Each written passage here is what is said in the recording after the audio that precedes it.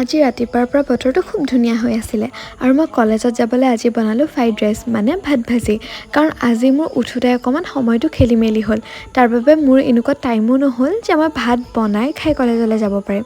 তাৰ বাবে ৰাতিৰে ভাতখিনিয়ে মই ধুনীয়াকৈ ভাজি খাই কলেজলৈ গ'লোঁ। আৰু কলেজৰ ক্লাছ কৰিয়ে মই পানীপুৰি খাবলৈ আহিলোঁ। আৰু পানীপুৰি মই এনেকৈ বাহিৰত যে কিমান দিন খোৱা নাছিলোঁ নহয়, আজি বহুত দিনৰ পিছত খালোঁ।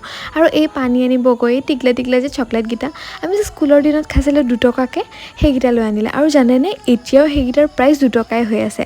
আৰু মই লৈ আনিলোঁ মোৰ ৰুমলৈ, কাৰণ মই অকলে থাকিবলৈ মন একদমেই নাছিলে। আৰু ৰুমত যোনে যোনে অকলে থাকে তেওঁলোকেতো বুজিয়েই পাব, যদি কোনোবা দিনা আমাৰ মনে মিলা মানুহে আমাৰ ওচৰলৈ আহিম বুলি কয়, সঁচাকৈ আমাৰ মনটো খুব ভাল লাগি যায়। পিছে আজিও নুডলছে বনাই খালোঁ দুয়োজনীয়ে। তাৰপিছতে আমি ওলাই দিলোঁ ঘৰলৈকে বুলি। মানে তাইৰ ঘৰত যাব আৰু আজি মই মোৰ ঘৰলৈ আহিম। পিছে আজি মই ওলোৱাত দেৰিয়ে হ'ল, হ'লেও বাছখন পালোঁ বাৰু। বাছখন উঠি মই চিধাই খালোঁ এটা আইচক্ৰীম আৰু ঘৰত আহি পালোঁ 8:30টাত।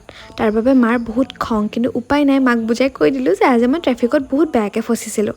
আজিলৈকে পিছে আহিছোঁ, নেক্সট ভিডিঅ'ত আকৌ লগ পাম।